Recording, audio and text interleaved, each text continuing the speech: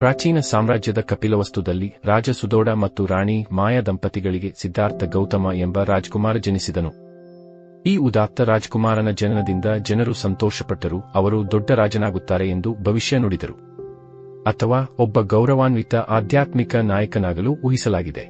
ತನ್ನ ಮಗನ ಪಥವನ್ನು ಶಕ್ತಿಯುತ ರಾಜನಾಗಿ ಖಚಿತಪಡಿಸಿಕೊಳ್ಳಲು ರಾಜ ಸಿದ್ಧಾರ್ಥನು ಅವನನ್ನು ಎಲ್ಲ ಐಷಾರಾಮಿಗಳೊಂದಿಗೆ ಸುತ್ತುವರೆದನು ಮತ್ತು ಪ್ರಪಂಚದ ಕಠೋರ ಸತ್ಯಗಳಿಂದ ಅವನನ್ನು ರಕ್ಷಿಸಿದನು. ಯಾತನೆ ಮತ್ತು ಕಷ್ಟಗಳಿಂದ ಯುವ ರಾಜ್ಕುಮಾರ ಅರಮನೆಯ ಗೋಡೆಗಳೊಳಗೆ ಬೆಳೆದನು. ಆದರೂ ಸಿದ್ಧಾರ್ಥ ತನ್ನ 20ರ ಹರೆಯವನ್ನು ಸಮೀಪಿಸುತ್ತಿದ್ದಂತೆ ಅರಮನೆಯ ಐಶ್ವರ್ಯ ಮತ್ತು ಅದು ನೀಡುತ್ತಿದ್ದ ಸಂತೋಷಗಳ ಹೊರತಾಗಿ ವಿವರಿಸಲಾಗದ ಚಡಪಡಿಕೆ ಅವನ ಹೃದಯದಲ್ಲಿ ನುಸುಳಿತು.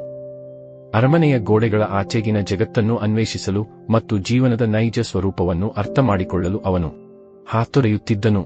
ಒಂದು ರಾತ್ರಿ ತನ್ನ ಆಂತರಿಕ ಪ್ರಕ್ಷುಬ್ಧತೆಯನ್ನು ನಿರ್ಲಕ್ಷಿಸಲಾಗದೆ ಸಿದ್ಧಾರ್ಥನು ತನ್ನ ನಿಷ್ಠಾವಂತ ಸಾರಥಿ ಸನಾನೊಂದಿಗೆ ರಹಸ್ಯವಾಗಿ ಅರಮನೆಯನ್ನು ತೊರೆದನು. ಅವರು ಸಾಮ್ರಾಜ್ಯದ ಮೂಲಕ ಪ್ರಯಾಣಿಸುತ್ತಾರೆ.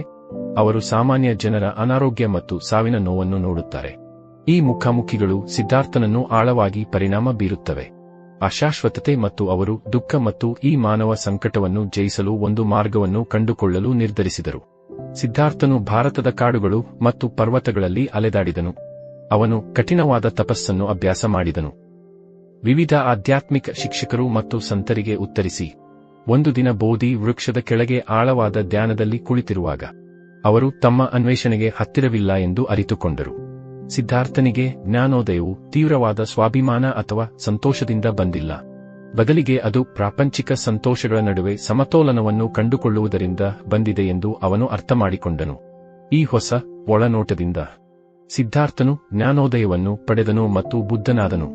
ಬುದ್ಧನ ಬೋಧನೆಗಳು ಮತ್ತು ಅವನ ಶಾಂತಿ ಮತ್ತು ಕರುಣೆಯ ಸಂದೇಶವನ್ನು ಕೇಳಲು ಎಲ್ಲಾ ವರ್ಗಗಳ ಜನರು ಸೇರುತ್ತಾರೆ.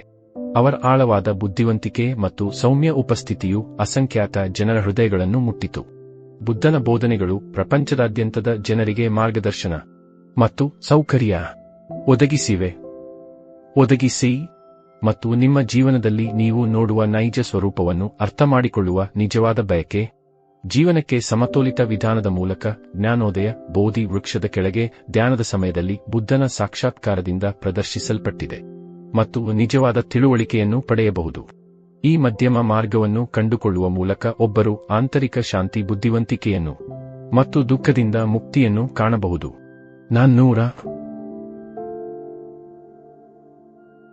ಇದು ಕರೇಜ್ ಟು ಆಕ್ಟ್ ಮೋಟಿವೇಶನ್ ಕಥೆಗಳು.